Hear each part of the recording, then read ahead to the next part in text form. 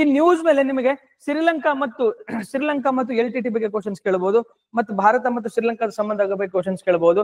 ನಮ್ ಜೆ ಲೋಕೇಶ್ ಅವರಿಗೆ BV ಕಾರಂತ್ ಪ್ರಶಸ್ತಿ, ಕೆ ನಾಗರತ್ನಂ ಅವರಿಗೆ ಗುಬ್ಬಿ ವೀರಣ್ಣ ಪ್ರಶಸ್ತಿ, ಎಲ್ ಹನುಮಂತನ್ ಅವರಿಗೆ ಸಿದ್ದಲಿಂಗಯ್ಯ ಸಾಹಿತ್ಯ ಪ್ರಶಸ್ತಿ ಇದು ಬರ್ತದೆ. 100% ಕ್ವಶನ್ ಬರ್ತದೆ, ಇದ್ರ ಮೇಲೆ ಡೌಟೇ ಇಟ್ಕೋಬೇಡಿ. ಏನ್ ಗೊತ್ತಾ, ಮತದಾರರ ಚುನಾವಣೆ ಪರಿಷ್ಕರಣೆ, ಚುನಾವಣೆ ಸುಧಾರಣೆ ಜೊತೆಗೆ ಎಲೆಕ್ಷನ್ ರಿಫಾರ್ಮ್ಸ್ ಬಗ್ಗೆ ರಿಪೀಟೆಡ್ ಆಗಿ ಎಕ್ಸಾಮ್ ಅಲ್ಲಿ ಕ್ವಶನ್ಸ್ ಎಲ್ಲ ಬರ್ತವೆ. Obesity is a big challenge for India. So ಸುಸ್ಥಿರ ಸಮಾಜಕ್ಕೆ, ಸುಸ್ಥಿರ ಮಾನವ ಸಂಪನ್ಮೂಲಕ್ಕೆ ನಮಗೆ ಏನಾಗುತ್ತೆ ಒಬೆಸಿಟಿಯನ್ನು ನಾವು ಕಂಟ್ರೋಲ್ ಮಾಡ್ಬೇಕಾಗತ್ತೆ. ಆ ಹಿನ್ನೆಲೆಯಲ್ಲಿ ನಮಸ್ಕಾರ ಸ್ನೇಹಿತರೆ, ವೆಲ್ಕಮ್ ಟು ನಮ್ಮ KPSC.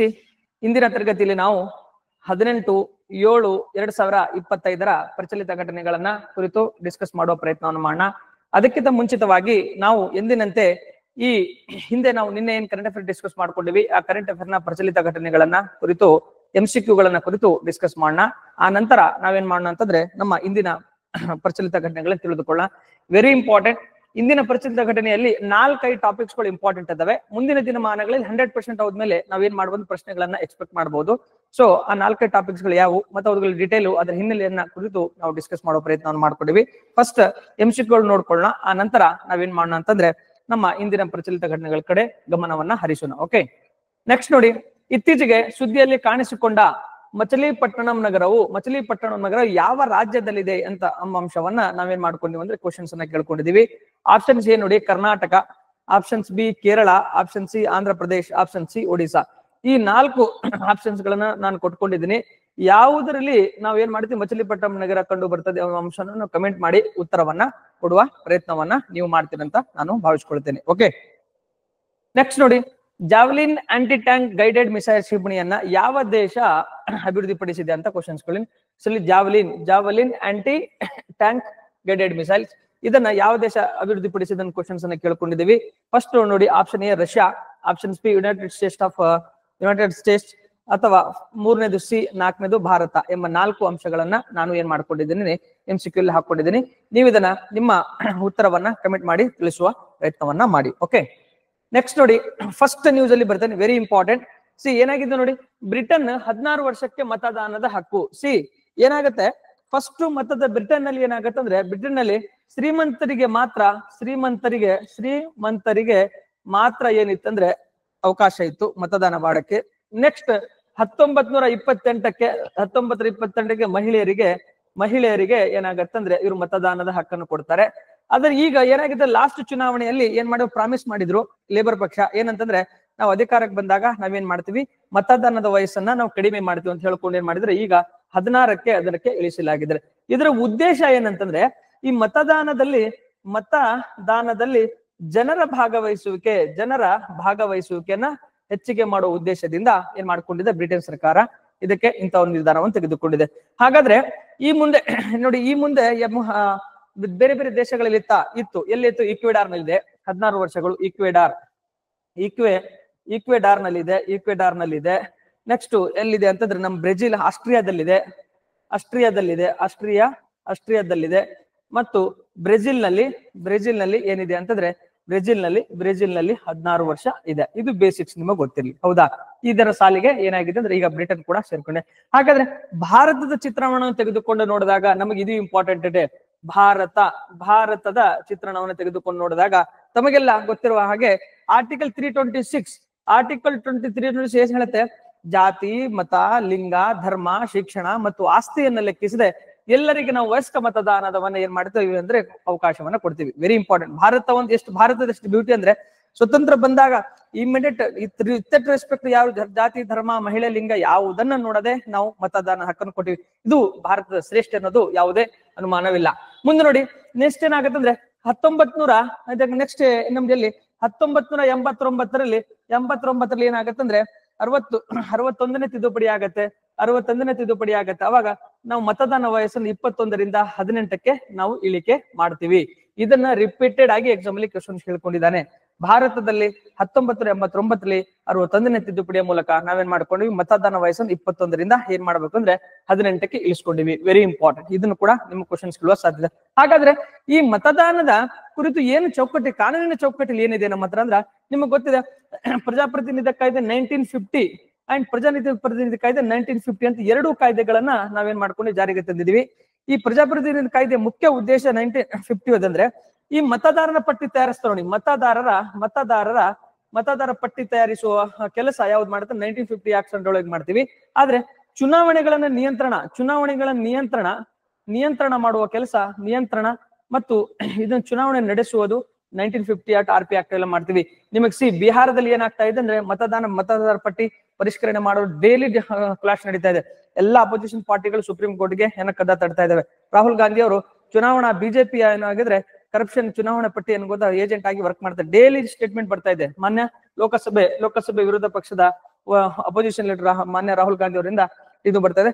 100% ಕ್ವಶನ್ ಬರ್ತದೆ. ಇದ್ರ ಮೇಲೆ ಡೌಟೇ ಇಟ್ಕೋಬೇಡಿ. ಏನ್ ಗೊತ್ತಾ, ಮತದಾರರ ಚುನಾವಣೆ ಪರಿಷ್ಕರಣೆ, ಚುನಾವಣೆ ಸುಧಾರಣೆ ಜೊತೆಗೆ ಎಲೆಕ್ಷನ್ ರಿಫಾರ್ಮ್ಸ್ ಬಗ್ಗೆ ರಿಪೀಟೆಡ್ ಆಗಿ ಎಕ್ಸಾಮ್ ಅಲ್ಲಿ ಕ್ವಶನ್ಸ್ ಎಲ್ಲ ಬರ್ತವೆ. ತಮಗೆಲ್ಲ ಗೊತ್ತಿರುವ ಹಾಗೆ ಸುಪ್ರೀಂ ಕೋರ್ಟ್ ಹೋಗಿದೆ ಆಲ್ರೆಡಿ. ಈ ಮತದಾರ ಪಟ್ಟಿ ಪರಿಸ್ಥಿತಿ ಸುಪ್ರೀಂ ಕೋರ್ಟ್ ಹೋಗಿದೆ.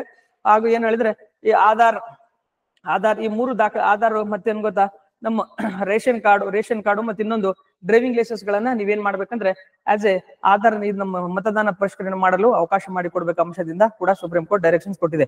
100% ಈ ಮುಂದಿನ ದಿನಮಾನಗಳಲ್ಲಿ ಈ ಟಾಪಿಕ್ಸ್ ಮೇಲೆ ಕ್ವಶನ್ಸ್ ಬಂದೇ ಬರ್ತದೆ. ಮುಂದೆ ಏನಾಗುತ್ತೆ ನೋಡಿ, ಈಗ ಫಸ್ಟ್ ಏನಾಗುತ್ತೆ, ಭಾರತದಲ್ಲಿ ಸ್ವತಂತ್ರ ಬಂದ 173 ಮಿಲಿಯನ್ ಜನರೇನು ಅನಕ್ಷರಸ್ಥರಾಗಿದ್ರು.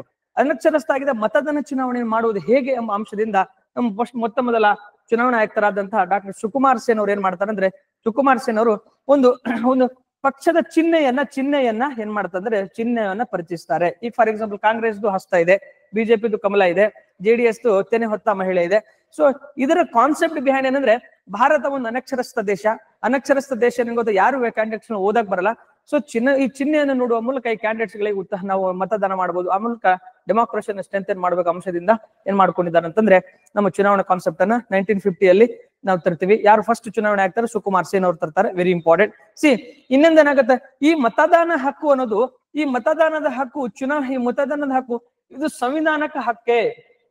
ಸಂವಿಧಾನಕ ಹಕ್ಕೆ ಅಥವಾ ನಮ್ಮ ಮೂಲಭೂತ ಹಕ್ಕೆ, ಫಂಡಮೆಂಟಲ್ ರೈಟ್ಸೇ ಒಂದು ಅಂಶವನ್ನ ನಮಗೆ ನ್ಯೂಸ್ ಅಲ್ಲಿ ಬರ್ತಾ ಹೋಗುತ್ತೆ. ಅಥವಾ ನಮ್ದು ಇದು ಶಾಸನಬದ್ಧ ಹಕ್ಕೆ ಎಂಬ ಅಂಶಗಳು ನಮಗೆ ಸುಪ್ರೀಂ ಕೋರ್ಟ್ಗೆ ಪ್ರಕರಣ ಹೋಗುತ್ತೆ. ಚುನಾವಣೆಯನ್ನ ಚುನಾವಣಾ ಹಕ್ಕನ್ನ ಫಂಡಮೆಂಟಲ್ ರೈಟ್ಸ್ ಆಗಿ ಮಾಡಬಹುದೇ, ಅಥವಾ ಒಂದು ಸಂವಿಧಾನಬದ್ಧ ಹಕ್ಕಾಗಿ ಮಾಡಬಹುದೇ, ಅಥವಾ ಶಾಸನಬದ್ಧ ಹಕ್ಕಾಗಿ ಮಾಡಬಹುದೇ ಎಂಬ ಪ್ರಶ್ನೆಗಳು ಏನಾಗ್ತದೆ ಸುಪ್ರೀಂ ಕೋರ್ಟ್ ವರ್ಡಿಕ್ಟ್ ಬರ್ತವೆ. ಆ ವರ್ಡಿಕ್ಟ್ ಅಲ್ಲಿ ಹೇಳ್ತದೆ, ಇದು ಚುನಾವಣೆ ಹಕ್ಕೊಂದು 1951 ಆಕ್ಟ್ ಅಲ್ಲಿ ಏನಾಗುತ್ತೆ ಅಂದ್ರೆ, 1951 RP ಆಕ್ಟ್ ಅಲ್ಲಿ ಇದು ಶಾಸನಬದ್ಧ ಹಕ್ಕು ಎಂಬ ಅಂಶವನ್ನ ಸುಪ್ರೀಂ ಕೋರ್ಟ್ ಬೇರೆ ಬೇರೆ ಪ್ರಕರಣಗಳಲ್ಲಿ ಏನ್ ಮಾಡ್ಕೊಂಡಿದೆ, ಈ ವರ್ಡಿಕ್ಟ್ ಅನ್ನ ಕೊಟ್ಟಿದೆ. 5-6 ಪ್ರಕರಣಗಳನ್ನ ನಮ್ ಡಿಟೇಲ್ ಡಾಕ್ಯುಮೆಂಟ್ ಕ್ಲಾಸ್ ಕೇಳ ನಂತರ ನಿಮ್ ಡಿಟೇಲ್ ಡಾಕ್ಯುಮೆಂಟ್ ಅವೈಲೇಬಲ್ ಆಗುತ್ತೆ. ಆ ಡಿಟೇಲ್ ಡಾಕ್ಯುಮೆಂಟ್ ಅಲ್ಲಿ ಯಾವ್ಯಾವ ಪ್ರಕರಣದಲ್ಲಿ ಏನೇನ್ ಡೆವಲಪ್ಮೆಂಟ್ಸ್ ಆಗಿದೆ, ಜೊತೆಗೆ ಯಾವ ಪ್ರಕರಣ ಏನ್ ಹೇಳಿದೆ ಅವೆಲ್ಲವನ್ನ ನಾನು ಹಾಕೊಂಡಿದ್ದೀನಿ. ನೀವೇನ್ ಮಾಡಿ ಅಂದ್ರೆ ಅದನ್ನ ಅಧ್ಯಯನ ಮಾಡುವ ಪ್ರಯತ್ನವನ್ನ ಮಾಡಿ. ಓಕೆ, ನೆಕ್ಸ್ಟ್ ಏನಾಗುತ್ತೆ ಅಂದ್ರೆ, ಮತದಾರರ ಪಟ್ಟಿ ಯಾವ ರೀತಿ ಆಗಿದೆ, ಆರ್ಟಿಕಲ್ 324 ಎಲೆಕ್ಷನ್ ಕಮಿಷನ್ಸ್ಗಳು, ಅದ್ರ ಬಗ್ಗೆ ಡಿಟೇಲ್ ಆಗಿ ನಾನು ಏನ್ ಮಾಡ್ಕೊಂಡು ಡಿಸ್ಕಸ್ ಮಾಡ್ಕೊಂಡು, ಇನ್ ಕೇಸ್ ಅದೆಲ್ಲ ಡಿಟೇಲ್ ಮಾಡಿ ಇದೇ 1 ತಾಸು ಆಗುತ್ತೆ, ಕರೆಂಟ್ ಅಫೇರ್ಸ್ ಸ್ಟಡಿ ಆಗ್ಬಿಡ್ತದೆ. ಸೊ ನೀವು ಡಿಟೇಲ್ ಡಾಕ್ಯುಮೆಂಟ್ ಅನ್ನ ಓದುವ ಪ್ರಯತ್ನವನ್ನ ಮಾಡಿ. ಓಕೆ, ನೆಕ್ಸ್ಟ್ ನೋಡಿ, ಭಾರತ ಬ್ರಿಟನ್ ಮುಕ್ತ ವ್ಯಾಪಾರಕ್ಕೆ ಒಪ್ಪಂದ. ಏನಾಗ್ತಾ ಇದೆ ಅಂದ್ರೆ, ಫ್ರೀ ಟ್ರೇಡ್ ಅಗ್ರಿಮೆಂಟ್ ಅನ್ನ ಏನ್ ಮಾಡ್ತಾ ಇದೀವಿ, ಬ್ರಿಟನ್ ಮತ್ತು ಇಂಡಿಯಾದ ಏನ್ ಗೊತ್ತಾ ಮಾತುಕತೆ ನಡೀತಾ ಇದೆ. ಇದು ಶೀಘ್ರದಲ್ಲೇ ಏನಾಗತ್ತಂದ್ರೆ ಫೈನಲ್ ಆಗುವ ಸಾಧ್ಯತೆ ಇದೆ. ಇನ್ ಕೇಸ್ ಇದು ಫೈನಲ್ ಆಯ್ತಂದ್ರೆ, ಭಾರತದಲ್ಲಿ ಏನ್ ಗೊತ್ತಾ, ದೇಶದ ಏನ್ ಗೊತ್ತಾ, ಬ್ರಿಟನ್ ಮಾರಾಟವಾಗ್ತದೆ. ಭಾರತ ಯಾವ ಅಂದ್ರೆ, ಈ ಚರ್ಮದ ಉತ್ಪನ್ನಗಳು, ಪಾದರಕ್ಷೆಗಳು, ಜವಳಿ ಉತ್ಪನ್ನಗಳು ಅಲ್ಲಿ ಏನಾಗುತ್ತೆ ಬ್ರಿಟನ್ ಮಾರ್ಕೆಟ್ ಅಲ್ಲಿ ಅವು ಹೆಚ್ಚು ಸ್ಪರ್ಧಾತ್ಮಕವಾಗಲಿದೆ. ಜೊತೆಗೆ ಕಡಿಮೆ ಸುಂಕ ಕೂಡ ಹೌದಾಗ್ತದೆ. ಅದೇ ಸೇಮ್ ಟೈಮ್ ನಾವು ಬ್ರಿಟನ್ ಇಂದ ಏನು ಮಾಡ್ಕೋತೀವಿ, ವಿಸ್ಕಿ, ಕಾರುಗಳು ಮತ್ತು ಇತರೆ ಪದಾರ್ಥಗಳು ಆಗಲಿದೆ. ಇದರಿಂದ 2030ಗೆ ಈ 2030ಗೆ ನಾವ್ ಏನ್ ಏನ್ ಟಾರ್ಗೆಟ್ ಇಟ್ಕೊಂಡಿವಿ ಅಂತಂದ್ರೆ, 2030ಗೆ ನಾವು 10.33 ಲಕ್ಷ ಕೋಟಿ ನಾವು ವ್ಯಾಪಾರವನ್ನ ಮಾಡ್ಬೇಕು ಬ್ರಿಟಿಷ್ ಜೊತೆ ಅಂತ ನಾವೇನ್ ಮಾಡ್ಕೊಂಡಿವಿ, ಒಪ್ಪಂದವನ್ನ ಮಾಡ್ಕೊಳ್ಳೋ ಪ್ರಯತ್ನವನ್ನ ಮಾಡ್ತಾ ಇದೀವಿ. Just what is free trade agreement ಅಂದ್ರೆ ಏನು, ಯಾವ್ಯಾವ ದೇಶದೊಂದಿಗೆ ನಾವು ಫ್ರೀ ಟ್ರೇಡ್ ಅಗ್ರಿಮೆಂಟ್ ಕೊಂಡು ಭಾರತ, ಅದನ್ನು ಕೂಡ ನೀವು ಒಂದ್ಸರಿ ನೋಡ್ಕೊಳ್ಳುವ ಪ್ರಯತ್ನವನ್ನ ಮಾಡ್ಬೇಕಾಗತ್ತೆ. ಓಕೆ, ನೆಕ್ಸ್ಟ್ ಈ ಫ್ರೀ ಟ್ರೇಡ್ ಅಗ್ರಿಮೆಂಟ್ 2 ಪಾರ್ಲಿಮೆಂಟ್, ನಮ್ಮ ಪಾರ್ಲಿಮೆಂಟ್ ಮತ್ತು ಬ್ರಿಟಿಷ್ ಪಾರ್ಲಿಮೆಂಟ್ 2 ಅನುಮತಿ ಬೇಕಿರ್ತದೆ. ಅದ್ರ ನೆಕ್ಸ್ಟ್ ಪ್ರೊಸೀಜರ್ ಮತ್ತೆ ನ್ಯೂಸ್ ಅಲ್ಲಿ ಬರ್ತದೆ, ಅದು ಅನುಮತಿ ಆಯ್ತು. ಮತ್ತೆ ಲೇಟರ್ ಪಾರ್ಟ್ ಅಲ್ಲಿ we will discuss on that. Okay, next ನೋಡಿ, ಈ ತ್ರಿಪಕ್ಷೀಯ ಸಹಕಾರ, ಚೀನಾ ಬೆಂಬಲ. ಏನಾಗಿದೆ, ಈಗ ರಷ್ಯಾ, ಇಂಡಿಯಾ ಮತ್ತು ಚೀನಾ, ಈ ಗ್ಲೋಬಲ್ ಸೌತ್ ಏನಿದೆ ನೋಡಿ, ಗ್ಲೋಬಲ್ ಸೌತ್ ಅಲ್ಲಿ ಈ 3 ಕಂಟ್ರಿಗಳು ಏನಾದ್ರೆ ಪವರ್ಫುಲ್ ಅದಾವೆ. ನಾವು ತ್ರಿಪಕ್ಷೀಯ ನಾವೇನ್ ಮಾಡ್ಬೇಕಂದ್ರೆ ಒಂದು ಒಕ್ಕೂಟವನ್ನ ರಚನೆ ಮಾಡ್ಬೇಕು. ಆ ಒಕ್ಕೂಟದ ಮೂಲಕ ನಾವೇನ್ ಮಾಡ್ಬೇಕು, ಜಗತ್ತಿನಲ್ಲಿ ಶಾಂತಿ ಸುವ್ಯವಸ್ಥೆ ಜೊತೆಗೆ ಗ್ಲೋಬಲ್ ಸೌತ್ ನ ಇಂಟ್ರೆಸ್ಟ್ ಅನ್ನ ಕಾಪಾಡಬೇಕಾದ್ರೆ ನಾವು ಮೂರು ಒಂದಾಗ್ಬೇಕು ಎಂಬ ಅಂಶದಿಂದ ಏನಾಗಿದೆ ಅಂದ್ರೆ ರಷ್ಯಾ ಏನ್ ಮಾಡಿದೆ ಅಂದ್ರೆ ಒಂದು ಪ್ರಪೋಸಲ್ ಅನ್ನ ಒಂದು ಪ್ರಪೋಸಲ್ ಕಾನ್ಸೆಪ್ಟ್ ಅಂತಂದೆ ನಾವು ತ್ರಿಪಕ್ಷೀಯ ಸಹಕಾರವನ್ನ ಮಾಡ್ಬೇಕು. ಆ ಮೂಲಕ ಏನ್ ಮಾಡ್ಬೇಕಂದ್ರೆ ಅಮೆರಿಕ ಮತ್ತು ಯುರೋಪ್ನ ಪ್ರಾಬಲ್ಯವನ್ನ ನಾವು ಚಾಲೆಂಜ್ ಮಾಡ್ಬೇಕು ಅನ್ನೋ ದೃಷ್ಟಿಕೋನದಿಂದ ಇವ್ರು ಏನ್ ಮಾಡ್ತಾ ಇದ್ದಾರೆ ಅಂತಂದ್ರೆ ಒಂದು ತ್ರಿಪಕ್ಷೀಯ ಸಹಕಾರ ಒಕ್ಕೂಟಕ್ಕೆ ಡೆವಲಪ್ಮೆಂಟ್ ಆಗ್ತಾ ಇದೆ. ಇದೊಂದು ಹೊಸ ನ್ಯೂ ನೇಮ್ ಜೊತೆಗೆ ನ್ಯೂ ಬಾಡಿ ಬರಬಹುದು ಫ್ಯೂಚರ್ಸ್ ಅಲ್ಲಿ, ಅದನ್ನ ಕೂಡ ನೀವು ಅಧ್ಯಯನ ಮಾಡಿ. ಎಟ್ ದ ಸೇಮ್ ಟೈಮ್ ಏನಾಗಿದೆ, ಇನ್ನು ಜಯಶಂಕರ್ ಸಾಹೇಬ್ರು ಏನ್ ಗೊತ್ತಾ, ನಮ್ಮ ಮಾನ್ಯ ವಿದೇಶಾಂಗ ಸಚಿವರು ಏನಾಗಿದ್ರೆ SCO ಸಮಿಟ್ ಗೆ ಚೀನಾಕ್ ಹೋಗಿದ್ದಾರೆ. ಜಿಯಾಂಗ್ ನಗರಕ್ಕೆ ಅವ್ರು ಭೇಟಿ ಕೊಟ್ಟಿದ್ದಾರೆ. ಅಲ್ಲಿ ಕೂಡ ನಮ್ಮ ಜಿ ಜಿನ್ಪಿಂಗ್ ಅವ್ರ ಜೊತೆ ಕೂಡ ಚೀನಾದ ಅಧ್ಯಕ್ಷರ ಜೊತೆ ಭೇಟಿಯಾಗಿದ್ದಾರೆ. ವಿದೇಶಾಂಗ ಮಂತ್ರಿ ಜೊತೆ ಭಾಗಡೆ ಇಂಡಿಯಾ ಮತ್ತು ಚೀನಾ ಡೆವಲಪ್ಮೆಂಟ್ಸ್ ಏನ್ ಗೊತ್ತಾ ರೀಸೆಂಟ್ ಆಗಿ ಸ್ವಲ್ಪ ಪಾಸಿಟಿವ್ ವೇ ಅಲ್ಲಿ ಹೋಗ್ತಾ ಇದೆ. ಡೋಕ್ಲಾಮ್ ಇಶ್ಯೂ ಅವೆಲ್ಲ 2022 ನಂತರ ಸ್ವಲ್ಪ ನಾವು ಏನ್ ಗೊತ್ತಾ ಇನ್ನು ಮತ್ತೆ ಟ್ರ್ಯಾಕ್ ಬರ್ತಾ ಇದೀವಿ. ನೀವೇನ್ ಮಾಡಿ ಅಂದ್ರೆ ಆ ನ್ಯೂಸ್ ಗಳನ್ನ ನೀವು ನೀಟಾಗಿ ಟ್ರ್ಯಾಕ್ ಮಾಡುವ ಪ್ರಯತ್ನವನ್ನ ಮಾಡಿ. ಓಕೆ, ನೆಕ್ಸ್ಟ್ ನೋಡಿ, ಜೋಹೋ ಲಾರ್ಜ್ ಲ್ಯಾಂಗ್ವೇಜ್ ಮಾಡೆಲ್ ಅನ್ನ ಏನ್ ಗೊತ್ತಾ ಬಿಡುಗಡೆಸಿ. ಈ ಜೋಹೋ ಒಂದು ಅಂತಾರಾಷ್ಟ್ರೀಯ ತಂತ್ರಜ್ಞಾನ ಕಂಪನಿ. ಇದು ಏನ್ ಮಾಡಿದೆ ಅಂದ್ರೆ ಈ ಒಂದು ಭಾಷಾ ಒಂದು ಲ್ಯಾಂಗ್ವೇಜ್ ಲಾರ್ಜ್ ಲ್ಯಾಂಗ್ವೇಜ್ ಒಂದು ಮಾಡೆಲ್ ಅನ್ನ ಭಾಷೆ ಲ್ಯಾಂಗ್ವೇಜ್ ಅನ್ನ ಡೆವಲಪ್ ಮಾಡಿದೆ. ನಿಮಗೆ ಇದು ಯಾವ್ದು ಇಂಗ್ಲಿಷ್ ಮತ್ತು ಹಿಂದಿಯಲ್ಲಿ ಇದು ಏನಾಗುತ್ತೆ, ಹಿಂದಿಯಲ್ಲಿ ಇದನ್ನ ಬಿಡುಗಡೆ ಮಾಡಿದೆ. ಜಸ್ಟ್ ನಿಮ್ಗೆ ಏನು ಒಂದು ಶಾರ್ಟ್ ನ್ಯೂಸ್ ಏನ್ ಗೊತ್ತಿರಲಿ, ಈ ಕೆಳಗಿನ ಯಾವ್ದು ಲಾರ್ಜ್ ಲ್ಯಾಂಗ್ವೇಜ್ ಮಾಡೆಲ್ ಅನ್ನ ಬಿಡುಗಡೆ ಮಾಡಿದೆ ಅಂದಾಗ ಏನ್ ಮಾಡಿದ್ರೆ ಜೋಹೋ ಎಂಬ ಕಂಪನಿ ತಂತ್ರಜ್ಞಾನ ಕಂಪನಿ ಇದೆ, ಅದನ್ನ ಬಿಡುಗಡೆ ಮಾಡಿದೆ. ಒನ್ ಲೈನ್ ಇನ್ಫಾರ್ಮೇಶನ್ ನಿಮಗೆ more than enough. Okay, next ನೋಡಿ, ಜಾಫ್ನ ಹೆಣ್ಣು ಮಗುವಿನಿಗೆ ಆಸ್ತಿ ಪಂಜರ ಪತ್ತೆ. ಏನಾಗುತ್ತೆ ನಿಮ್ ನೋಡಿ, ಮೊದಲ LTT ಮತ್ತು ಏನು ಕೊಲಂಬೋದ ಇಶ್ಯೂ ನಡೀತಾ ಇತ್ತು. ಆ ಮೂಮೆಂಟ್ ಅಲ್ಲಿ ಏನಾಗ್ತಾ ಇದ್ರೆ ಹೆಣ್ಣು ಮಕ್ಕಳಿಗೆ ಶ್ರೀಲಂಕಾ ಸೇನೆ ಜಾಫ್ನ ಮತ್ತು LTT ಮತ್ತು ಶ್ರೀಲಂಕನ್ ಆರ್ಮಿ ಏನಿತ್ತಲ್ಲ, ಆರ್ಮಿ ನಡುವೆ ಏನಾಗಿದ್ರೆ ಅವಾಗ ಸಾಕಷ್ಟು ಜನರಿಗೆ ಏನಾಗುತ್ತೆ ಮಾರಣ ಹೋಮ ಮಾಡಿ ಅದನ್ನ ಏನ್ ಮಾಡ್ಕೊಂಡಿದ್ದಾನೆ ಅಂದ್ರೆ ಹೂಡ್ತ ಹಾಕಲಾಗಿದೆ ಅಂತ ನಾವು ಅಂಶ ನ್ಯೂಸ್ ಅಲ್ಲಿ ಇತ್ತು. 1989 ಅಲ್ಲಿ, ಸೊ 1998 ಅಲ್ಲಿ. ಸೊ ಇದು ನಿಮ್ಗೆ ಏನಾಗಿದೆ ನ್ಯೂಸ್ ಆಗಿ ಬಂದ್ಬಿಟ್ಟಿದೆ. ಈ ನ್ಯೂಸ್ ಮೇಲೆ ನಿಮಗೆ ಶ್ರೀಲಂಕಾ ಮತ್ತು LTT ಬಗ್ಗೆ ಕ್ವಶನ್ಸ್ ಕೇಳಬಹುದು, ಮತ್ತು ಭಾರತ ಮತ್ತು ಶ್ರೀಲಂಕಾದ ಸಂಬಂಧ ಬಗ್ಗೆ ಕ್ವಶನ್ಸ್ ಕೇಳಬಹುದು. ನಮ್ದು ರಾಮ್ ಸೇತುವೆ ಇಶ್ಯೂ ನಡೀತಾ ಇದೆ, ಆಡಮ್ ಬ್ರಿಡ್ಜ್ ಬಗ್ಗೆ ಇಶ್ಯೂ ನಡೀತಾ ಇದೆ. ಹೌದಾ, ನಾವು ಶ್ರೀಲಂಕಾ ಯಾವ ಕನೆಕ್ಟ್ ಮಾಡ್ತೀವಿ ಅದ್ರ ನಿಮ್ಗೆ ಇಂಪಾರ್ಟೆನ್ಸ್ ಇದೆ, ಶ್ರೀಲಂಕಾದ ಇಂಪಾರ್ಟೆನ್ಸ್ ಅದ್ರ ಬಗ್ಗೆ. ಶ್ರೀಲಂಕಾ ಮತ್ತು ಭಾರತ ಮತ್ತು ಶ್ರೀಲಂಕಾದ ಏನ್ ಮಾಡಿ ಅಂತಂದ್ರೆ ಶ್ರೀಲಂಕಾದ ನೀವೇನ್ ಮಾಡಿ ರಿಲೇಷನ್ಸ್ ಇನ್ನ ಜಿಯೋಗ್ರಫಿಕಲ್ ಆಸ್ಪೆಕ್ಟ್ಸ್ ಇಂದ, ಪೊಲಿಟಿಕಲ್ ಆಸ್ಪೆಕ್ಟ್ಸ್ ಇಂದ, ಮತ್ತೆ ಟೂರಿಸಂ ಆಸ್ಪೆಕ್ಟ್ಸ್ ಇಂದ, ಮತ್ತೆ ಪ್ರೋಗ್ರಾಮಲ್ ಆಸ್ಪೆಕ್ಟ್ಸ್ ಇಲ್ಲ ನಾವ್ ಏನೇನು ಸಪೋರ್ಟ್ ಮಾಡ್ತೀವಿ ಶ್ರೀಲಂಕೆ, ಈ 4-5 ಆಂಗಲ್ ಅಲ್ಲಿ ನೀವೇನ್ ಮಾಡಿ ಅಂದ್ರೆ ಅದನ್ನ ಅಧ್ಯಯನ ಮಾಡುವ ಪ್ರಯತ್ನವನ್ನ ನೀವು ಮಾಡಿ. ಓಕೆ, ನೆಕ್ಸ್ಟ್ ನೋಡಿ, ನ್ಯಾಟೋ ಮುಖ್ಯಸ್ಥರಿಗೆ ಕೇಂದ್ರ ತಿರುಗಡೆ. ಇವರು ನ್ಯಾಟೋ ಮುಖ್ಯಸ್ಥರು ಏನ್ ಹೇಳ್ತಾರೆ ಅಂದ್ರೆ, ಈಗ ಇನ್ ಕೇಸ್ ನೀವು ರಷ್ಯಾದಿಂದ ಬಯಲ್ ಮಾಡಿದ್ರೆ ನಾವು ನಿಮ್ ಮೇಲೆ ಸ್ಯಾಂಕ್ಷನ್ ಹಾಕ್ತೀವಿ ಅಂತ ಹೇಳ್ತಾರೆ. ಅದಕ್ಕೆ ಕೇಂದ್ರ ಸರ್ಕಾರ ಏನ್ ಮಾಡಿದ್ದಾರೆ ಅಂತಂದ್ರೆ ತೀಕ್ಷ್ಣವಾಗಿ ಪ್ರತಿಕ್ರಿಯಿಸಿದೆ. ನಮ್ಮ ದೇಶದ ಎನರ್ಜಿ ಸೆಕ್ಯೂರಿಟಿ ನಮಗೆ ಇಂಪಾರ್ಟೆಂಟ್ ಆಗ್ತದೆ. Who are you to tell us that ನೀವು ತಗೊಳ್ಳಿ, ನೀವು ಸುಂಕ ಹಾಕ್ತೀವಿ ನಿಮ್ಗೆ, ನೀವು ಬೆದರಿಕೆ ದಂಧೆಗಳು, ಈ ದ್ವಂದ್ವ ನೀತಿಗಳು ಅನ್ವಯಿಸಿದಿಲ್ಲ. ಈ ದ್ವಂದ್ವ ನೀತಿಗಳಿಗೆ ಭಾರತ ಅಂಜುವುದಿಲ್ಲ ಎಂಬ ಅಂಶವನ್ನ ನಮ್ಮ ವಿದೇಶಾಂಗ ವಕ್ತಾರರಾದಂತ ರಣಧೀರ್ ಜೈಸ್ವಾಲ್ ಅವರು ಪ್ರತಿಕ್ರಿಯೆಯನ್ನು ಕೊಟ್ಟಿದ್ದಾರೆ. ಓಕೆ, ಈ ನನಗೆ ಇದ್ರ ಮುಖ್ಯಸ್ಥರು ಯಾರಂದ್ರೆ ಫಸ್ಟ್ ಅವ್ರು ನೆನ್ಪಿಡಿ ಮಾರ್ಕ್ ರುಟ್ಟೆ ಅಂತ. ಮಾರ್ಕ್ ರುಟ್ಟೆ ಏನ್ ಗೊತ್ತಾ, ಮಾರ್ಕ್ ರುಟ್ಟೆ ಅನ್ನೋದು ಇವ್ರ ಹೆಸರು ನೆನ್ಪಿಡಿ. ಅಂಡ್ ನನಗ್ ಬೇಕಾಗಿರೋದು ನ್ಯಾಟೋ. ನಿಮಗೆಲ್ಲ ಗೊತ್ತಿದೆ 1949 ನ್ಯಾಟೋ ರಚನೆ ಆಗತ್ತೆ. ಅದರ ಮುಖ್ಯ ಉದ್ದೇಶ ಅಂದ್ರೆ ಇದನ್ನ ಒಂದು ಮಿಲಿಟರಿ ಒಕ್ಕೂಟ ಆಗಿದೆ. ಅದರ ಉದ್ದೇಶ ಏನಂದ್ರೆ ಸಾಮೂಹಿಕ ರಕ್ಷಣೆಯನ್ನು ಮಾಡೋದು. ಸಾಮೂಹಿಕ ರಕ್ಷಣೆ ಅಂದ್ರೆ ಟೋಟಲ್ 32 ಸದಸ್ಯ ರಾಷ್ಟ್ರಗಳಿದಾವೆ. ಇತ್ತೀಚೆಗೆ ಸ್ವೀಡನ್ 32ನೇ ಸ್ಟಾರ್ಟರ್ ಏನಾಗಿದೆ ಅಂತ ಅದು ಸೇರ್ಕೊಂಡಿದೆ. ಈಗ ಒಬ್ಬರ ಮೇಲೆ ನಾವು 32 ಸದಸ್ಯ ರಾಷ್ಟ್ರಗಳಿಗೆ ಒಬ್ಬರ ಮೇಲೆ ದಾಳಿ ಮಾಡಿದ್ರು ಕೂಡ ಏನಾಗ್ತಾ ಇದ್ರೆ ಎಲ್ಲರ ಮೇಲೆ ದಾಳಿ ಮಾಡಿದ ಹಾಗೆ ಎಂಬ ಅಂಶವನ್ನ ಅದರ ಆರ್ಟಿಕಲ್ 5 ಹೇಳುತ್ತೆ. ಸೊ ಇದನ್ನ ಈ ಆರ್ಟಿಕಲ್ 5 ಕ್ಲಾಸ್ ಅಲ್ಲಿ ಸೇರ್ಬೇಕು ಅನ್ನೋದೇ ನಮ್ಮ ಉಕ್ರೇನ್ ನ ಇಶ್ಯೂ ಆಗಿದೆ. ಉಕ್ರೇನ್ ಏನ್ ಮಾಡ್ತಾ ಇದ್ದಾರೆ, ನ್ಯಾಟೋದಲ್ಲಿ ಸೇರ್ಬೇಕು, ಆದ್ರೆ ಅದು ರಷ್ಯಾಕ್ಕೆ ಇಷ್ಟ ಇಲ್ಲ. ಅವೆಲ್ಲ ಹಿನ್ನೆಲೆಯಲ್ಲಿ ಎಲ್ಲ ನಾವು ಮತ್ತು ಉಕ್ರೇನ್ ಮತ್ತು ರಷ್ಯಾ ಯುದ್ಧ ಆಗ್ತಾ ಇದೆ. ನ್ಯಾಟೋ ಅದರಿಂದ ಕೂಡ ನ್ಯೂಸ್ ಇದೆ. ನಿಮ್ಗೆ ಬೇಸಿಕ್ ಆಸ್ಪೆಕ್ಟ್ಸ್ ಗಳನ್ನ ನೀವು ಅಧ್ಯಯನ ಮಾಡ್ಬೇಕಾಗುತ್ತೆ. ಮತ್ತೆ ನಾನು ನಿನ್ನೆ 2-3 ಕ್ಲಾಸ್ ಅಲ್ಲಿ ನಾನು ಮತ್ತೆ ನ್ಯಾಟೋ ಬಗ್ಗೆ ಡೀಟೇಲ್ ಆಗಿ ಡಿಸ್ಕಸ್ ಮಾಡ್ಕೊಂಡಿದ್ದೆ. ಮತ್ತೆ ಅದು ರಿಪೀಟ್ ಮಾಡೋದು ಬೇಡ. ಸೊ ಈಗ ನೀವೇನು ಯಾರು ನೋಡಿಲ್ಲ, ಒಂದು 2-3 ಡೇಸ್ ಬ್ಯಾಕ್ ಕ್ಲಾಸ್ ನೋಡಿದ್ರೆ ನಿಮ್ಗೆ ನ್ಯಾಟೋ ಬಗ್ಗೆ ಡೀಟೇಲ್ ಆಗಿ ನಾನು ಮಾತಾಡ್ಕೊಂಡಿದ್ದೀನಿ. ಓಕೆ, ನೆಕ್ಸ್ಟ್ ನೋಡಿ, ದೇಸಿ ಬಾಹ್ಯಾಕಾಶ ನೌಕೆಯಲ್ಲಿ ಮುಂದಿನ ಗಗನಯಾನ ಪಯಣ. ನಮ್ಮ ವಿಜ್ಞಾನ ಮತ್ತು ತಂತ್ರಜ್ಞಾನ ಮಿನಿಸ್ಟರ್ ಏನ್ ಹೇಳಿದ್ದಾರೆ ಅಂತಂದ್ರೆ ಜಿತೇಂದ್ರ ಸಿಂಗ್ ಅವರು ಮುಂದಿನ ಬಾಹ್ಯಾಕಾಶ ಪಯಣ ಏನಾಗತ್ತಂದ್ರೆ ನಮ್ಮ ದೇಶೀಯವಾಗಿ ನಾವು ಅಭಿವೃದ್ಧಿ ಪಡೆದು ಕಳಿಸ್ತೀವಿ, ಅದ್ರಲ್ಲಿ ಯಾವುದೇ ಡೌಟ್ ಇಲ್ಲ ಎಂಬ ಅಂಶವನ್ನ ಅವ್ರು ಏನ್ ಮಾಡ್ಕೊಂಡಿದ್ದಾರೆ ಅಂದ್ರೆ ನಮಗೆ ಹೇಳ್ಕೊಂಡಿದ್ದಾರೆ. ಅದು ವೆರಿ ಇಂಪಾರ್ಟೆಂಟ್ ಇದೆ. ಸೊ ಇದನ್ನು ಕೂಡ ನೀವು ನೆನಪಿಡುವ ಪ್ರಯತ್ನ ಮಾಡಿ. ಆಕ್ಸಿಮ್ 4 ಮಿಷನ್ ನ ಮೂಲಕ ನಾವೇನ್ ಮಾಡ್ಕೊಂಡಿದ್ರೆ ನಾವು ನಮ್ಮ ಶುಭಾಂಶು ಶುಕ್ಲಾ ಅವರನ್ನ ಏನ್ ಮಾಡ್ಕೊಂಡಿವಿ, ಬಾಹ್ಯಾಕಾಶ ಕಳಿಸಿದ್ವಿ 4 ಮೆಂಬರ್ ಜೊತೆಗೆ. ಅದು ಒಂದು ಪ್ರಯೋಗಾತ್ಮಕ ಇದಾಗಿದೆ. ಇದಕ್ಕೆ ಇಸ್ರೋ 550 crore rupees ಏನಾಗಿದೆ, 550 crore rupees ಏನು ಮಾಡಿದೆ ಅಂದ್ರೆ ನಾವು ಏನ್ ಮಾಡ್ಕೊಂಡಿವಿ, ಖರ್ಚು ಮಾಡಿದ್ದೀವಿ. Very important. ಜೊತೆಗೆ ಇದನ್ನ 2035ಗೆ ನಾವೇನ್ 2035ಗೆ ನಾವು ಇಂಡಿಯನ್ ಸ್ಪೇಸ್ ಸ್ಟೇಷನ್ ಅಂತ ನಾವು ಮಾಡ್ತಾ ಇದೀವಿ. ಅದಕ್ಕೆ ಭಾರತ್ ಸ್ಪೇಸ್ ಸ್ಟೇಷನ್ ಅಂತ ನಾವೇನ್ ಮಾಡ್ತಾ ಇದೀವಿ ಅಂತಂದ್ರೆ ಅದಕ್ಕೆ ನಾಮಕರಣ ಮಾಡಲು ನಿರ್ಧಾರ ಮಾಡ್ಕೊಂಡಿದೀವಿ. ಇಂಡಿಯನ್ ಸ್ಪೇಸ್ ಸ್ಟೇಷನ್ ಈಗ ಇಂಟರ್ನ್ಯಾಷನಲ್ ಸ್ಪೇಸ್ ಸ್ಟೇಷನ್ ಇದೆ. ಅದೇ ರೀತಿ ಭಾರತ ತನ್ನದೇ ಆದ ಸ್ಪೇಸ್ ಸ್ಟೇಷನ್ ಅನ್ನ ಮಾಡ್ಬೇಕೆಂಬ ಉದ್ದೇಶದಿಂದ ನಾವೇನ್ ಮಾಡ್ಕೊಂಡಿವಿ ಅಂದ್ರೆ ಇಂಡಿಯನ್ ಸ್ಪೇಸ್ ಸ್ಟೇಷನ್ ನ ಭಾರತ್ ಸ್ಪೇಸ್ ಸ್ಟೇಷನ್ ಮಾಡ್ಬೇಕು ಅನ್ಕೊಂಡಿವಿ. 2035 ಡೇಟ್ ಅನ್ನ ನೆನಪಿಡುವ ಪ್ರಯತ್ನ ಮಾಡಿ. ಇಲ್ಲಿ ಈ ಸ್ಪೇಸ್ ಪ್ರೋಗ್ರಾಮ್ ಅಲ್ಲೂ ಮತ್ತೆ ಬೇರೆ ಬೇರೆ ಗಗನಯಾನ ಪ್ರಾಜೆಕ್ಟ್ 27 ಮಾಡ್ಬೇಕಂತ ಅನ್ಕೊಂಡಿವಿ. ಏನಾಗುತ್ತೆ ಗೊತ್ತಾ, ಏನು ಟೆಕ್ನಿಕಲ್ ಗ್ಲೇಜಸ್ ಆಯ್ತಂದ್ರೆ ಒಂದ್ ವರ್ಷ ಮುಂದಕ್ಕೋ ಒಂದ್ ವರ್ಷ ಹಿಂದಕ್ಕೆ ಆಗ್ತಿರ್ತವೆ. ಸೊ ನೀವು ಎಕ್ಸಾಮ್ ಹೋಗುವಾಗ ಈಗ ನಾನು ಇಲ್ಲಿ 35 ಹೇಳಿರ್ತೀನಿ, ಈಗ ನಾಳೆ ಇನ್ನೊಂದು ಸ್ಟೇಟ್ಮೆಂಟ್ ಏನು ಡಿಸಿಷನ್ ಚೇಂಜ್ ಆಗಿ ನಾಳೆ 36 ಬಂದಿರ್ತದೆ. ಸೊ ನೀವು ಎಕ್ಸಾಮ್ ಹೋಗುವಾಗ ಏನ್ ಮಾಡ್ಬೇಕಂದ್ರೆ ಈ ಡೇಟಾಗಳನ್ನ ಸ್ವಲ್ಪ ನೀವು ನೋಡ್ಕೊಂಡು ಹೋಗ್ಬೇಕಾಗತ್ತೆ. ಸೊ ಇಲ್ಲಿ ಕರೆಂಟ್ ಅಫೇರ್ಸ್ ಅನ್ನೋದು ಡೈಲಿ ಇವಾಲ್ವ್ ಆಗ್ತಿರ್ತದೆ, ಹೌದಾ? ಆ ಒಂದು ಹಿನ್ನೆಲೆಯಲ್ಲಿ ಸ್ವಲ್ಪ ನೀವು ಟ್ರ್ಯಾಕ್ ಮಾಡ್ತಾ ಹೋಗ್ಬೇಕಾಗತ್ತೆ. ಅದನ್ನ ಮಾಡ್ತೀರಿ ಅಂತ ಭಾವಿಸ್ಕೊಳ್ತೀವಿ. ಓಕೆ, ನೆಕ್ಸ್ಟ್ ಈ ಋತು ಅಮಾನತು ಅಂತ ನಾನು ಹಾಕೊಂಡಿದ್ದೀನಿ.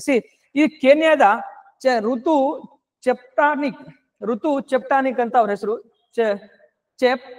ಚೆಪ್ಟಾ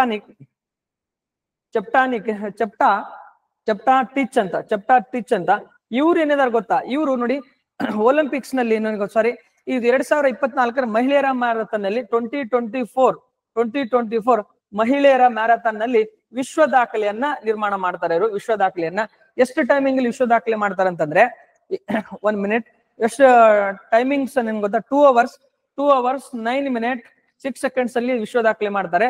ಇವ್ರು ಏನಾಗಿದ್ದಾರೆ, ಉದ್ದೀಪನ ಮದ್ದು ಸೇವನೆ ಮಾಡಿಕೊಂಡಿದ್ರು ಎಂಬ ಅಂಶವನ್ನು ಪತ್ತೆ ಆಗಿದೆ. ಸೊ ಈ ಹಿನ್ನೆಲೆಯಲ್ಲಿ ಏನಾಗುತ್ತಂದ್ರೆ ಇವರ ಅಮಾನತನ್ನು ಮಾಡಲಾಗಿದೆ. ಸೊ ನಿಮ್ಗೆ ಏನ್ ಗೊತ್ತಾ, ಇವರು ಒಲಿಂಪಿಕ್ ಮ್ಯಾರಥಾನ್ ಪ್ಲೇಯರು, ವಿಶ್ವ ದಾಖಲೆ ಮಾಡಿದ್ದಾರೆ. ಇವ್ರ ಹೆಸರು ಇಷ್ಟು ನೆನಪಿದ್ರೆ ಜಸ್ಟ್ ಬೇಸಿಕ್ಸ್ ಅನ್ನ ಇದನ್ನ ಮಾಡ್ತಾನೆ ನಿಮ್ಗೆ ಕೇಳಬಹುದು. ಒಂದು ಲೈನ್ ಇನ್ಫಾರ್ಮೇಶನ್ ಇದೆ, ಆ ಲೈನ್ ಇನ್ಫಾರ್ಮೇಶನ್ ಸ್ವಲ್ಪ ನೋಡ್ಕೊಳ್ಳೋ ಪ್ರಯತ್ನವನ್ನ ಮಾಡಿ. ಓಕೆ, ನೆಕ್ಸ್ಟ್ ನೋಡ್ರಿ, ಈ ಪರ್ಯಾಯ ಮೂಲದಿಂದ ತೈಲ ಕೇಂದ್ರ.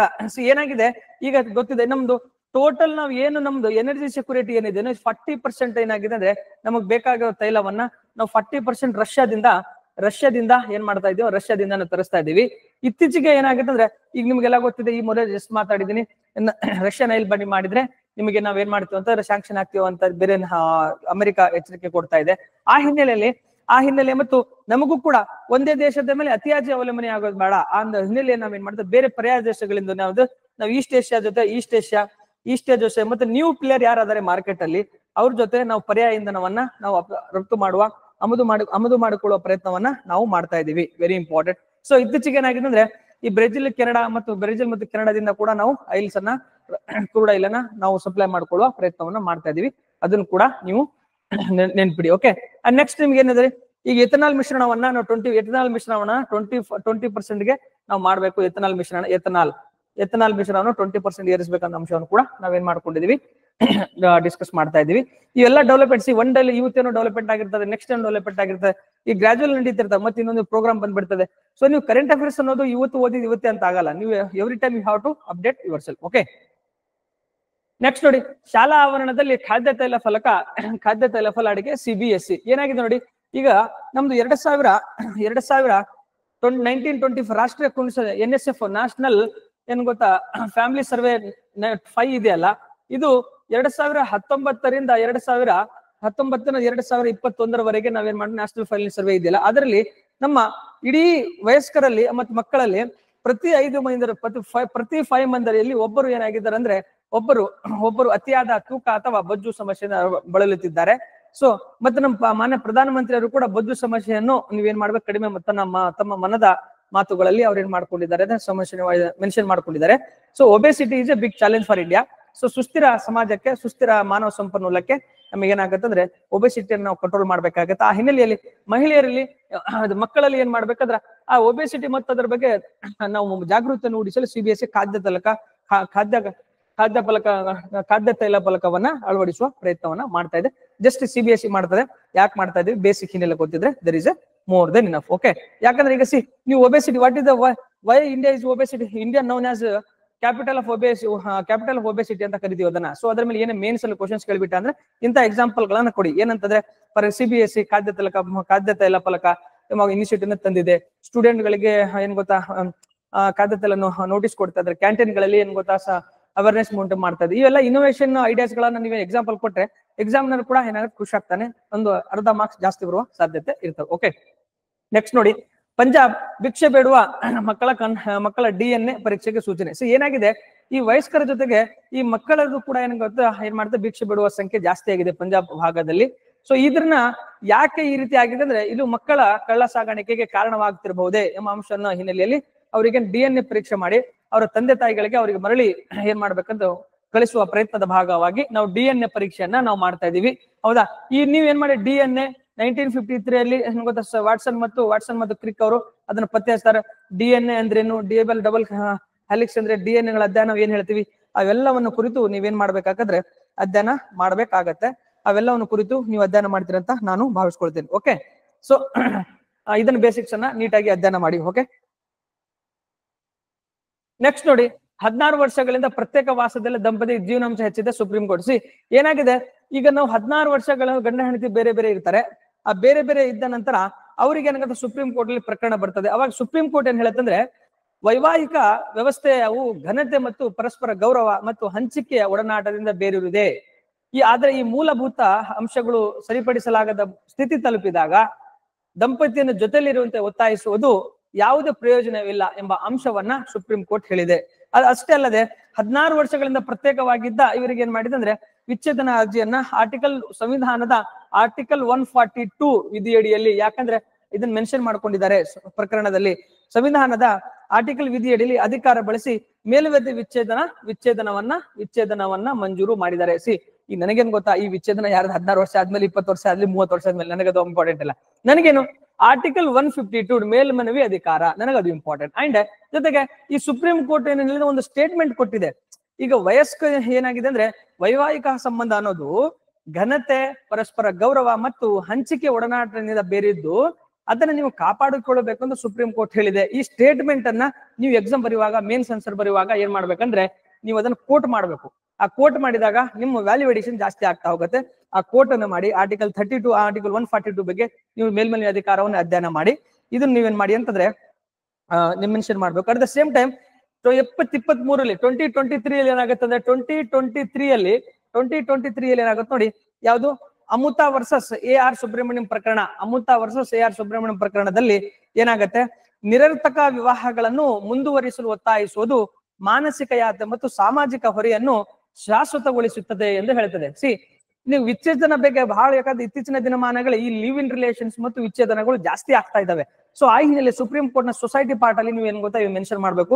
2023 ಅಲ್ಲಿ ಅಮುತಾ ವರ್ಸಸ್ AR ಸುಬ್ರಹ್ಮಣ್ಯಂ ಪ್ರಕರಣದಲ್ಲಿ ನಾವು ನಿರರ್ಥಕ ವಿವಾಹವನ್ನ ಮುಂದುವರಿಸಲು ಒತ್ತಾಯಿಸುವುದು ಮಾನಸಿಕ ಯಾತನೆ ಮತ್ತು ಸಾಮಾಜಿಕ ಹೊರೆಯನ್ನು ಶಾಶ್ವತಗೊಳಿಸಿದಂಗ ಆಗತ್ತೆ.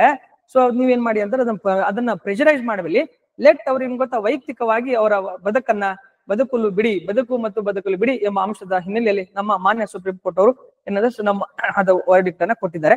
ಇವೆಲ್ಲ ನಿಮ್ಗೆ ಸೊಸೈಟಿ ಪಾರ್ಟ್ ಅಲ್ಲಿ ಇನ್ನೂ ಸ್ವಲ್ಪ ಚೆನ್ನಾಗಿ ನೋಡ್ತೀರಂತ ನಾನು ಭಾವಿಸ್ಕೊಳ್ತೀನಿ. ಓಕೆ, ಮಹಿಳೆಯರ ಸಭಾಪತಿ ಆಗ್ಲಿ ಸಮಾಜ ಬಸವರಾಜ ಹೊರಟ್ಟಿ. ಏನಾಗತ್ತೆ, ಈ ನಮ್ಮ ವಿಧಾನ ಪರಿಷತ್ನ ಇತಿಹಾಸ, ಅದರ ಸಾಧನೆ, ಅದರ ಪರಂಪರೆಯನ್ನು ಕುರಿತು ಏನ್ ಮಾಡ್ತಾರೆ ಅಂದ್ರೆ ನಮ್ಮ ಮಾನ್ಯ ಕಾನೂನು ಮತ್ತು ಸಂಸದೀಯ ಸಚಿವರಾದಂತ ನಮ್ಮ HK ಪಾಟೀಲ್ ಅವ್ರು ಏನ್ ಮಾಡ್ತಾರೆ, ಒಂದು ಕಿರುಚಿತ್ರವನ್ನು ಬಿಡುಗಡೆ ಮಾಡ್ತಾರೆ. ಆ ಕಾರ್ಯಕ್ರಮದಲ್ಲಿ ಭಾಗವಹಿಸಿದಂತಹ ಏನಾಗತ್ತಂದ್ರೆ ಮಾನ್ಯ ಬಸವರಾಜ ಹೊರಟ್ಟಿ ಅವರು 42 ವರ್ಷಗಳ ಸತತವಾಗಿ ಇತಿಹಾಸ ನಿರ್ಮಿಸಿದ್ದಾರೆ. ಅವ್ರೇನ್ ಹೇಳ್ತಂದ್ರೆ ನಮ್ಮ ವಿಧಾನ ಪರಿಷತ್ತಿನ ಇತಿಹಾಸ ಪೂರ್ಣವಾಗಬೇಕಾದ್ರೆ ಒಬ್ಬ ಸಭಾಪತಿಯಾಗಿ ಒಬ್ಬ ಮಹಿಳೆಯನ್ನ ಆಯ್ಕೆ ಮಾಡಬೇಕು. ಅವಾಗ ಏನಾಗತ್ತೆ, ನಮ್ಮ ಆ ವಿಧಾನ ಪರಿಷತ್ತಿಗೆ ಇನ್ನೂ ಕಳೆ ಬರ್ತದೆ ಎಂಬ ಅಂಶವನ್ನ ಸದಾ ಆಶಯವನ್ನ ಅವ್ರು ವ್ಯಕ್ತಪಡಿಸಿದರೆ ಅದು ಸರಿಯೂ ಕೂಡ ಹೌದು. ಯಾಕಂದ್ರೆ 50% ಇರುವಂತಹ ಮಹಿಳೆಯರು ಆ ಸ್ಥಾನಕ್ಕೆ ಏರಿದ್ರೆ ಆ ಸ್ಥಾನಕ್ಕೆ ಕೂಡ ಒಂದು ಅಲಂಕಾರಪ್ರಾಯವಾಗಿ ನಮಗೂ ಕೂಡ ಒಂದು ಹೆಮ್ಮೆ ಆಗುತ್ತದೆ ಅಂಶವನ್ನ ನಾವು ಯಾರು ಅಲ್ಲೆಗಳಿಲಿಕ್ಕೆ ಸಾಧ್ಯ ಇಲ್ಲ. ಸೊ ಶೀಘ್ರದಲ್ಲೇ ನಮ್ಮ ಮಾನ್ಯ ಮುಖ್ಯಮಂತ್ರಿ ಅವರು ವಿಧಾನ ಪರಿಷತ್ತಿಗೆ ಒಬ್ಬ ಮಹಿಳಾ ಮಣಿಯನ್ನ ಏನ್ ಮಾಡೋ ಅಧ್ಯಕ್ಷನಾಗಿ ಮಾಡಿ ಅವರ ಮಾರ್ಗದರ್ಶನ ಮೂಲಕ ನಾವು ಸಮಾಜವನ್ನ ಕಟ್ತಾ ಇದ್ದೇವೆ. ನಾವೆಲ್ಲರೂ ಸಮಾನರು, ಹೆಣ್ಣು ಗಂಡು ಕೇವಲ ದೈಹಿಕವಾಗಿ ಭಿನ್ನವಾಗಿದ್ರು ನಾವು ಸಾಮಾಜಿಕವಾಗಿ ಎಲ್ಲ ಸಮಾನರಾಗಿದ್ದೇವೆ ಎಂಬ ಅಂಶವನ್ನ ಅವರು ಅದು ಪ್ರೂವ್ ಮಾಡ್ಲಿ ಎಂಬ ಅಂಶದಿಂದ ನಾವು ಕೂಡ ಸದಾ ಆಶಯವನ್ನ ವ್ಯಕ್ತಪಡಿಸೋಣ. ಓಕೆ, ನೆಕ್ಸ್ಟ್ ನೋಡಿ, ಕನಕಗಿರಿ ತೋಟಗಾರಿಕೆ ತಂತ್ರಜ್ಞಾನ. ಏನಾಗಿದೆ ನೋಡಿ, ನಮ್ದು ರಾಜ್ಯ ಕ್ಯಾಬಿನೆಟ್ ಮೀಟಿಂಗ್ ಆಗಿದೆ. ಈ ಡಿಟೇಲ್ ಡಾಕ್ಯುಮೆಂಟ್ ಇಲ್ಲಿ ಗೊತ್ತಾ, ಕನಕಗಿರಿಲಿ ತೋಟಗಾರಿಕೆ ತಂತ್ರಜ್ಞಾನ ಪಾರ್ಕು ಮತ್ತು ಉತ್ತರ ಕರ್ನಾಟಕದಲ್ಲಿ ಪ್ರವಾಸ ಸರ್ಕ್ಯೂಟ್. ಎಲ್ಲಿ ನಮ್ಮ ಏನ್ ನೋಡಿ ಯಾವ್ದಾವ್ದು ಗೊತ್ತಾ, ಉತ್ತರ ಕರ್ನಾಟಕದಲ್ಲಿ ಯಾವ್ಯಾವ ಪ್ರದೇಶಗಳನ್ನ ಕನೆಕ್ಟ್ ಮಾಡ್ತಾ ಇದೀವಿ ಅಂತಂದ್ರೆ ಯಾವ್ಯಾವ್ದು ಅಂತಂದ್ರೆ ಫಾರ್ ಎಕ್ಸಾಂಪಲ್ ಹಂಪಿ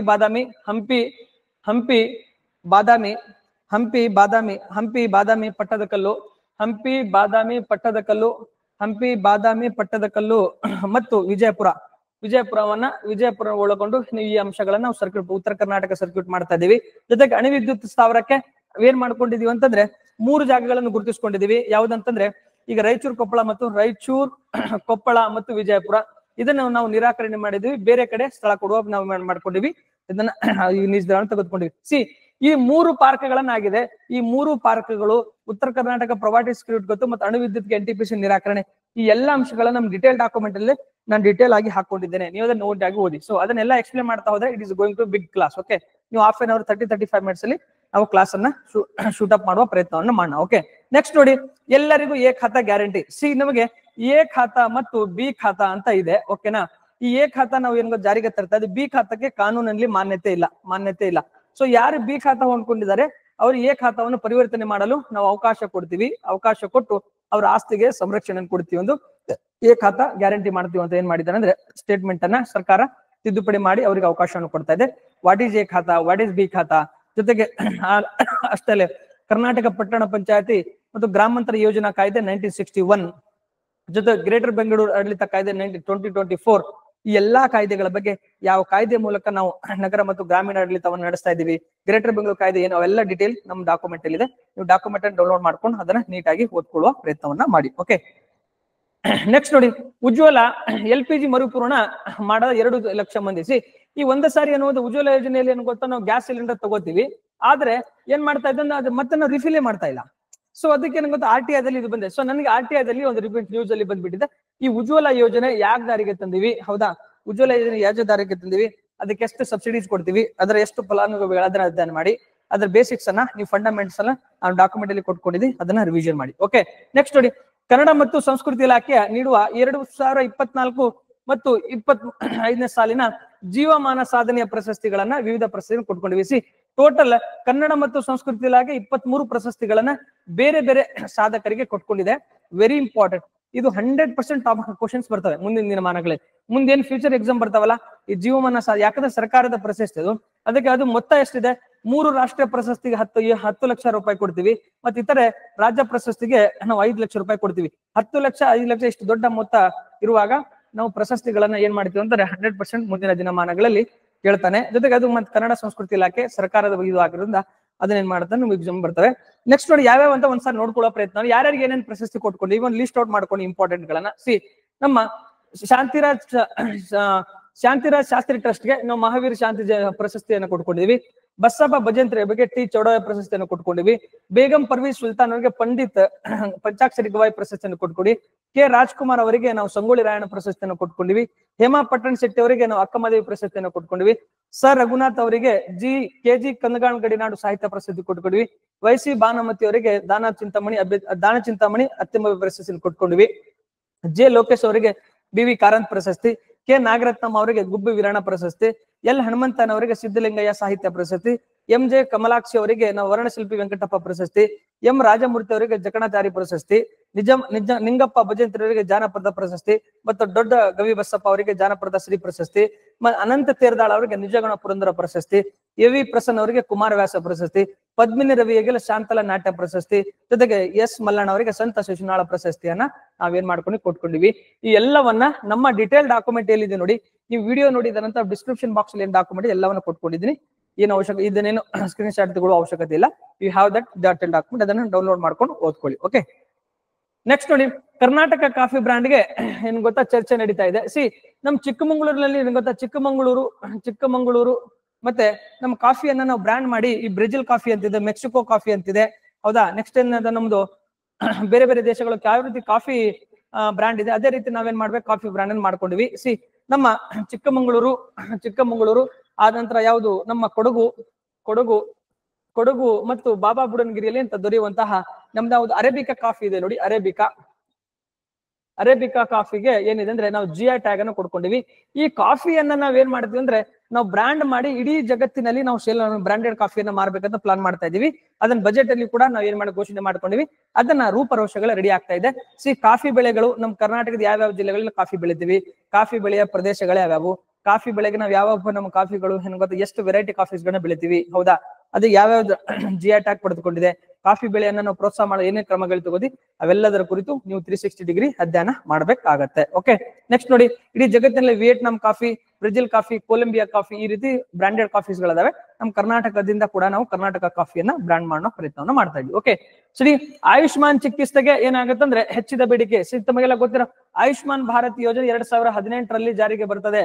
ಅದನ್ನ ಏನು ಇತ್ತೀಚೆಗೆ ಆಗಿದೆ, ಇದರಲ್ಲಿ 5 ಲಕ್ಷದವರೆಗೆ ನಾವೇನ್ ಮಾಡ್ತೀವಿ, ಫ್ರೀ ನಾವು ಸೇವೆಯನ್ನ, ಆರೋಗ್ಯ ಸೇವೆಯನ್ನು ಕೊಡ್ತೀವಿ. ಅದಕ್ಕಾಗಿ ಈಗ ನಾವು ಖಾಸಗಿ ಆಸ್ಪತ್ರೆಯಲ್ಲಿ ಏನಾಗಿದೆ ಅಂತಂದ್ರೆ ಇಲ್ಲಿ ಹೆಚ್ಚಾಗಿ ಏನಾಗಿದೆ, ಔಟ್ ಆಫ್ ಪಾಕೆಟ್ ಎಕ್ಸ್ಪೆಂಡಿಚರ್ ಅಥವಾ ನಾವು ಜೇಬಿನಿಂದ ಹೆಚ್ಚಿನ ಹಣ ಖರ್ಚಾಗೋದ್ರಿಂದ ಇದು ಫ್ರೀ ಸರ್ವಿಸ್ಗೆ ನಮ್ಮ ಏನಾಗೋದು ಎಕ್ಸೆಸಿವ್ ಆಗಿ ಇಂಪ್ಲಿಮೆಂಟ್ ಆಗ್ತಾ ಇದೆ. One of the best scheme ಅಂತ ಏನಾಗಿದೆ ಅಂತ ಇತ್ತೀಚೆಗೆ ಮುನ್ನೆಲೆಗೆ ಬರ್ತಾ ಇದೆ. ನಮ್ಮ DPSP ಹೇಳ್ತದೆ ಕಲ್ಯಾಣ ರಾಷ್ಟ್ರವನ್ನು ಸಾಧಿಸಬೇಕು. ಆ ಕಲ್ಯಾಣ ರಾಷ್ಟ್ರ ಸಾಧನೆಯ ಭಾಗವಾಗಿ ಈ ಸ್ಕೀಮ್ ಚೆನ್ನಾಗಿ ವರ್ಕ್ ಆಗ್ತಾ ಅನ್ನೋದು ಒಂದು ನ್ಯೂಸ್ ಅಲ್ಲಿ ಬರ್ತಾ ಇದೆ. ಅದು ಇಂಪಾರ್ಟೆಂಟ್ ಇದೆ, ಅದನ್ನು ಸ್ವಲ್ಪ ನೋಡ್ಕೊಳ್ಳೋ ಪ್ರಯತ್ನ ಮಾಡಿ. ಓಕೆ, ನೆಕ್ಸ್ಟ್ ನೋಡಿ, ವೈದ್ಯಕೀಯ ಪರೀಕ್ಷೆ ನಿಖರತೆ ಸವಾಲು ಏನಾಗಿದೆ. ವೈದ್ಯಕೀಯ ಪರೀಕ್ಷೆ ಮಾಡ್ತೀವಿ. ಈಗ ಯಾರೋ ರಕ್ತ ಕ್ಯಾನ್ಸರ್ ಇತ್ತು, ವೈದ್ಯಕೀಯ ಪರೀಕ್ಷೆ ಮಾಡ್ಸಕ್ ಹೋಗ್ತಾವ್ರೆ, ಅಲ್ಲಿ ಏನಾಗುತ್ತೆ, ಇದರಿಂದ ಏನಾಗಿದೆ ಅಂತಂದ್ರೆ ಆ ಫೇಕ್ ರಿಪೋರ್ಟ್ ಬಂದು ಏನಾಗಿದೆ ಇಂಪ್ಯಾಕ್ಟ್ ಆಗ್ತಾ ಇದೆ. ಸರ್ಟಿಫೈಡ್ ಏನಾಗಿದೆ ಅಂದ್ರೆ ರಿಪೋರ್ಟ್ಸ್ ಗಳು ಬರ್ತಾ ಇಲ್ಲ. ಸೊ ಅದು ಇಶ್ಯೂ ನಡೀತಾ ಇದೆ, ಅದ್ರ ಕೂಡ ಸ್ವಲ್ಪ ನೋಡುವ ಪ್ರಯತ್ನ ಮಾಡಿ. ಜೊತೆಗೆ ಈ clinical establishment ಯಾಕಂತಿದೆ,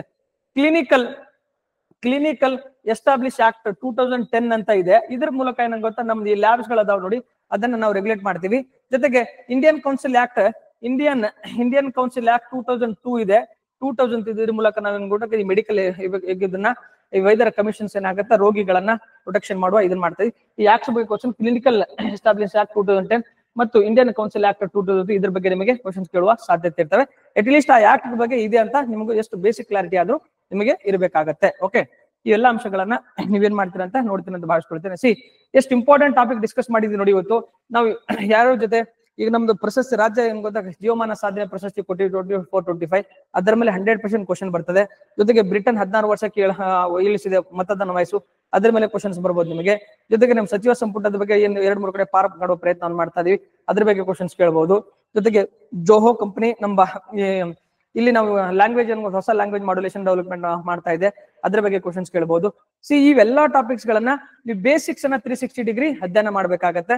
at the same time PYQ ಅಧ್ಯಯನ ಮಾಡಿ, ಮೇನ್ಸ್ ಅನ್ನ ಯಾವ ರೀತಿ ಮಾಡಿ ಅಂದ್ರೆ ಅಧ್ಯಯನ ಮಾಡ್ಬೇಕು, ಅದನ್ನ ಮಾಡಿ. ಅಂಡ್ ನಾವು ವಿಚ್ಛೇದನ ರಿಲೇಟೆಡ್ ನಾನು 2 ಪ್ರಕರಣಗಳನ್ನ ನಾನು ಹೇಳಿದ್ದೇನೆ, ಜೊತೆಗೆ ಆರ್ಟಿಕಲ್ 142 ಹೇಳಿದ್ದೇನೆ. ಈ ಎಲ್ಲಾ ಆಸ್ಪೆಕ್ಟ್ಸ್ ಗಳನ್ನ ನೀವು ಚೆನ್ನಾಗಿ ಓದಿ ರಿವಿಷನ್ ಮಾಡ್ತೀರ ಅಂತ ಭಾವಿಸ್ಕೊಳ್ತಾ ನನ್ನ ಕ್ಲಾಸ್ಗೆ ಇಲ್ಲಿಗೆ ವಿರಾಮವನ್ನು ಹೇಳ್ತೇನೆ. Thank you very much.